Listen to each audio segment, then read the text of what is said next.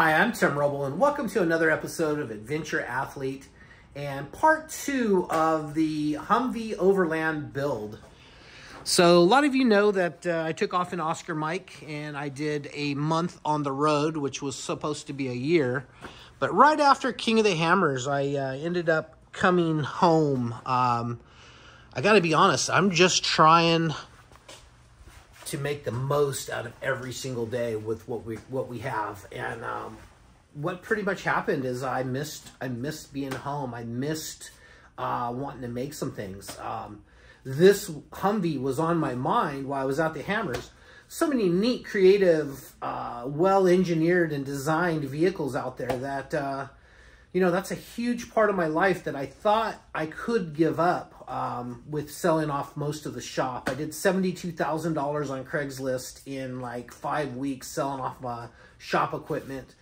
But since then, I have replaced few things. I got this little mill lathe combo, which really works super well. I've already had to machine some parts on it for the Humvee and for the wind generator mount for Oscar Mike.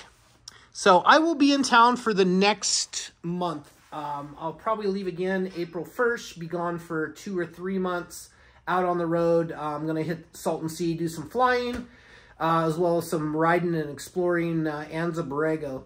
But why the weather's cold and crappy, I do have some commitments that I have to handle here for this next month. But why everything is like that, I want to make the most out of every single day, and I want to live my days with passion. If I happen to die today, at least you know that I was going out doing something that I absolutely loved, which happens to be travel and fabrication and riding motorcycles and bicycles and flying and all of the things that's created Adventure Athlete. If you go back to my channel trailer, it's really who I am, and trying to get away from who that is or who I am is just selling myself a little short at 54 years old.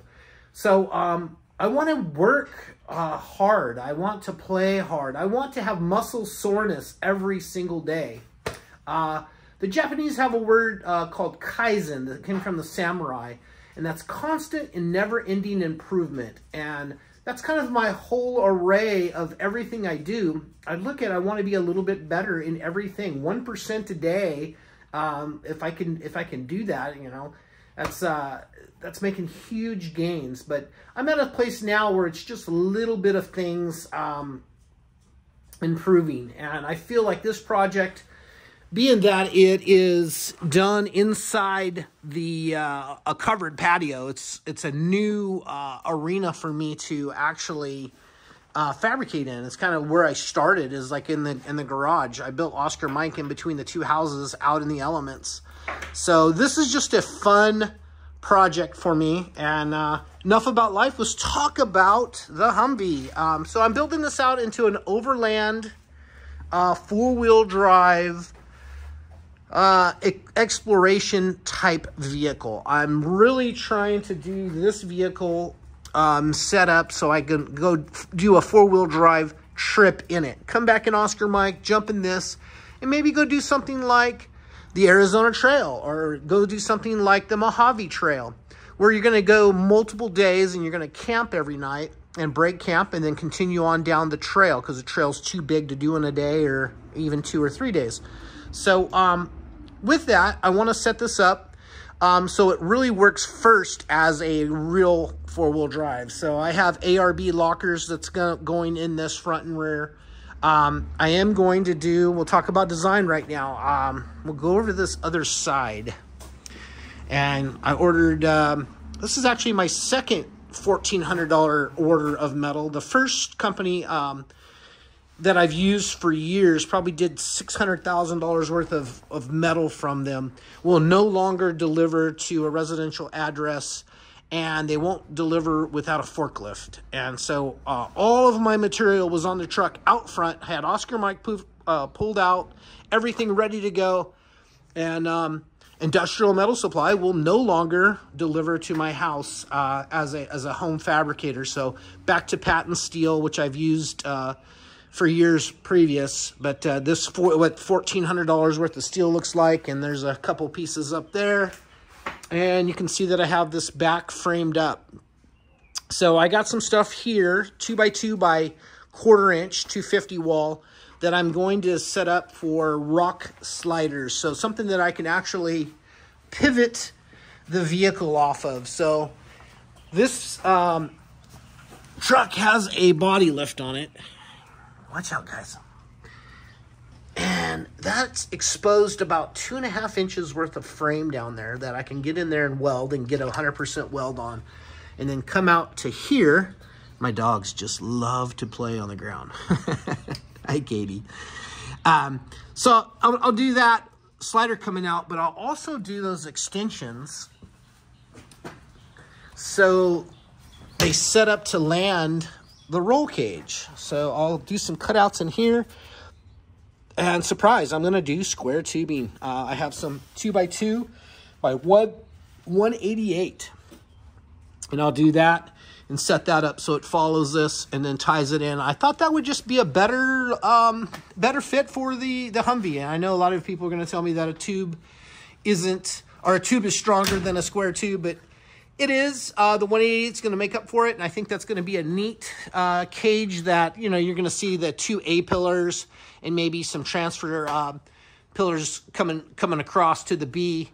But other than that, the rest is going to be incorporated into a camper. So the rock sliders will support the cage. The cage will support a high-low camper. I think I've talked about that before.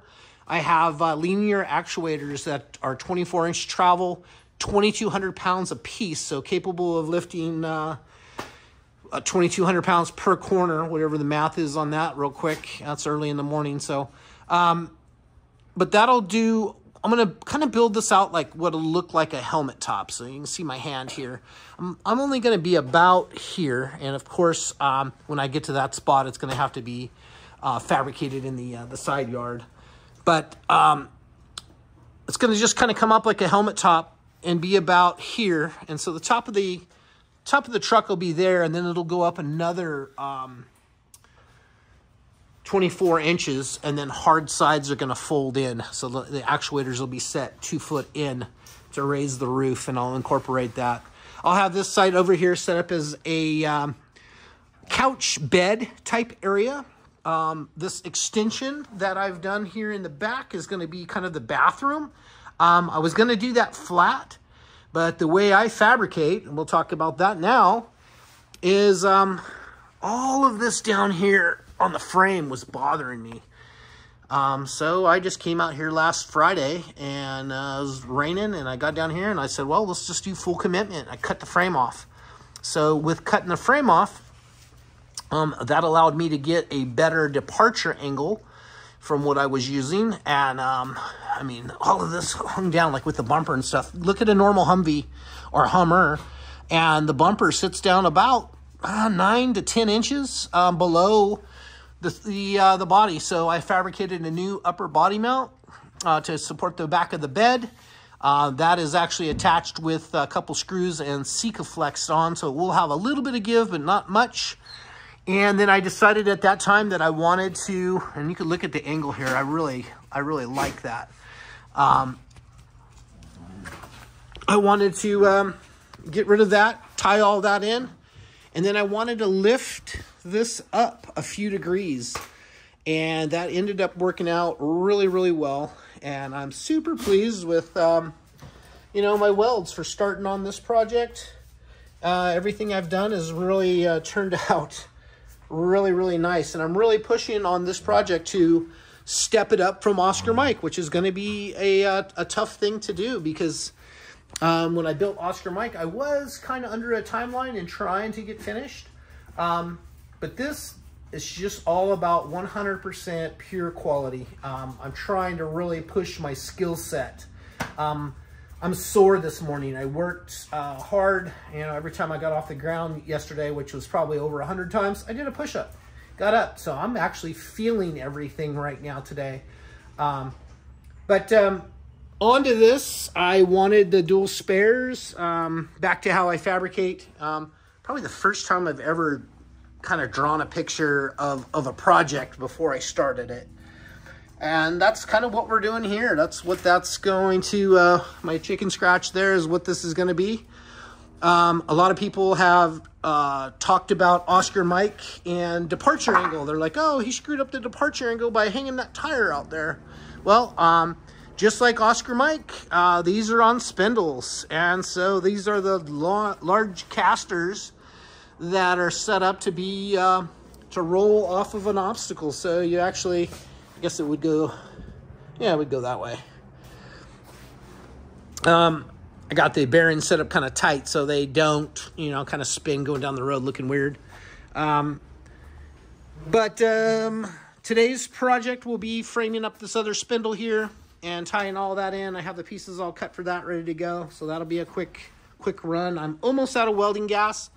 So I'll probably get that welded up, run down to the welding store, get that topped off. I have to cut this out here.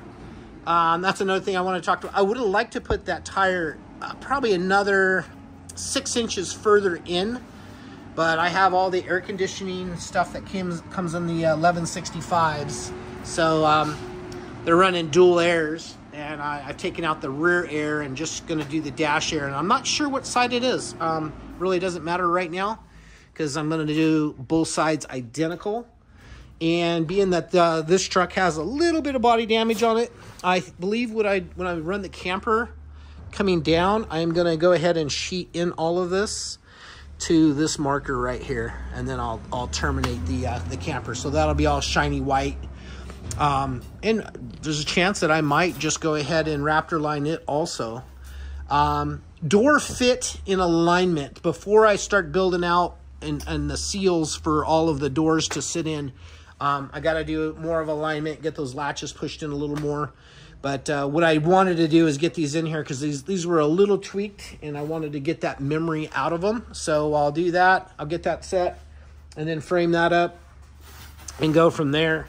This will be the bathroom. So I'll have to work on doing a little bit of a leveling or something different here.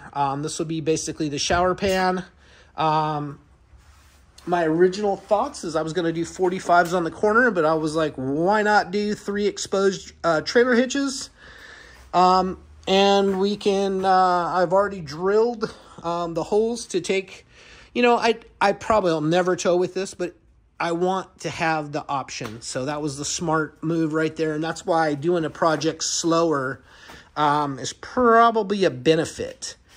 But from here, as we're looking at the tire, I'm going to come off the top here with the back of the camper is going to come back on whatever degree that is, 45 or 42, to about here, and then run that up right there. So just we'll have about this part of the tire kind of showing all the way around, which I think will give a good look, and I think it'll be a good useful space for the bathroom and standing up in the shower. Originally, I had planned on doing the wood on the bottom, but being that this is all coming up and tying in like it is, and this is all solid. This is all 250 wall, the 2 by 2.5 by 2.5 by 253 trailer hitch material.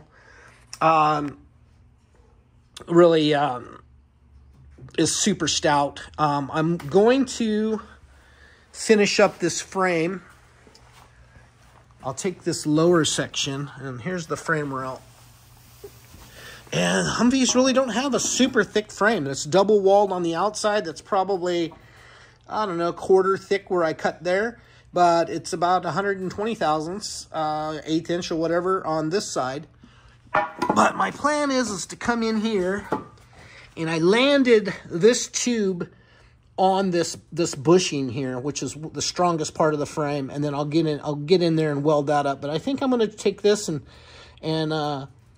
chop that to here until it terminates, and then I'm going to take another tube up here and splice that into here just to give that a little bit more strength. Outback has plenty, and that'll tie in that upper hole and just kind of make a clean final cut. Now, I did say that this is 1165, so this is the heavy duty, depending on who you talk to, 11.5 or 12.5 chassis, set up to be up armored or an ambulance or something that had a heavier cargo on it, which makes it, it sits up a little higher than a normal Humvee does. And of course it does have a 2-inch body lift on it. All of the frame rails and everything will be tied in. All of that's going to be solid. So I think it's going to be just a really neat, stiff chassis and make the suspension work. And I think I've told you guys at one point in time that after this is all done and I still have 3 cents left in my bank account, I plan on maybe having King fab up a set of shocks for this, a coilover shock that'll hold the weight of the truck versus and set up to work, so we can actually cycle suspension, because sometimes these things are set up pretty stiff.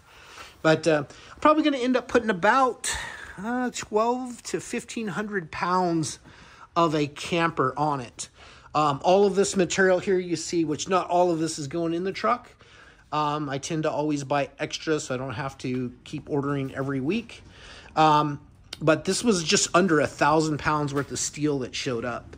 And I probably have already put, this back section's probably somewhere around 150, 200 pounds, plus the 2 spares. You know, those are a couple, probably about 190 to 220, I'm going to say, a piece. I can pick it up and put it in place, but I'm sore today from doing that. Talk about a few things in the shop. I wish I would not have sold my CNC plasma. So I did buy a Everlast. This is a manual plasma. It's the 62i. If you've been following the channel for a while, this is pretty much what I started on my CNC table with, my Torchmate table. So at some point in time, I may do a CNC table. If I can get away with not buying another piece of equipment, I want to do that. Although I'm probably going to end up doing something, this lifestyle, for the rest of my life. It's just who I am. I make skid plates. I make roll cages. I bend bumpers. I make, you know, I like to create. And so maybe having another CNC table is in the future. We'll see if I can get away with not doing it. But for right now, there is some inside cuts that I need to do that really a plasma is the right tool for the job. And I know this is what I would call a very sparse shop, which I know a lot of people would love to have. You know, I still have a tube bender. I have a tube roller that I am going to roll the hoops for the surround on the tires. But this is just a small footprint from what the shop was with the CNC mill, CNC lathe, manual mill, manual lathe. I really feel like on that, I really haven't lost a whole lot of capabilities. Being able to turn little parts. Here's just this little test piece I had on scrap, but I'm happy with the finish that this leaves. And, you know, just doing some test stuff on it, and I'm happy with what it is for the money. I got this on a scratch and dent, and it was delivered to the house for just under $2,000, I believe. And super happy with it. This motorcycle lift works so well in so many different situations. I have it set up as a fab table. I sold my other lift with the fab table to a guy up in Victorville. And I thought, wow, I kind of lost a workspace, a work table, because I work off of this a lot. So I work off of that. And this is why I have the fences around the project, because once I get going, I've already cleaned up everything today so they don't get any metal in their foot. But they stay in the way most of the day. What I wanted to talk about is this little motorcycle lift. This little thing right here, or stand, works really, really well. That worked well to mock up the tire. It's foot pump, scissor lift, and it'll come all the way up here. You get the idea. But I can also do that as a rolling around table. I got a little piece of plywood cut for it. Set that up there. That works really, really well. And another thing that I decided to do is this is pretty much all the tools that I use to build Oscar Mike. And, you know, a welder. Put this plywood on top. And I thought, you know what? This will be a nice operational thing. Squares, tape measure, flashlight, my 3 cordless grinder, sander, and cutter setup. and a dead blow and a big hammer and a little screwdriver, pry bar type thing. Of course, my welding pliers and some consumables. So I'm actually set up to be very quick and efficient with this project. Because a project like this takes a welder, and pretty much what you see here, you can get away with. A chop saw definitely helps. But what you see here is just a square, tape measure, and really just a simple running down the road. So I'm kind of working with what I have. If I would have had my CNC plasma still, I would have done some cool frame rails that came up, you know, with the holes in it, with tube to tie it in for torsional stiffness and a cool look. Realistically, like, this is just what it is. It's kind of going back to my basic design on things, and I think it's going to work out really, really well. So, long-winded once again, but I'm passionate about this type of stuff and showing you the progress, talking about what's going on a little bit in life and what we're up to here. Questions, comments, theories, whatever you would like to do. Doing a great job of getting back to everybody within about the first 24 hours, especially being home. So hit me up in the comments. Just leave a comment and say nice. That helps the channel out a lot. If you haven't subscribed, please do. Thumbs up help. Comment something you'd like to see. Please hit me up and let me know. That's going to be it for now. And I really appreciate each and every one of you guys, especially if you made it this far in my video, for taking the time to watch my videos. Give me thumbs up, positive motivation, and just taking the time out of your day to watch and comment. Thank you guys so much for watching. I'm Tim Roble, and I'll catch you here next time.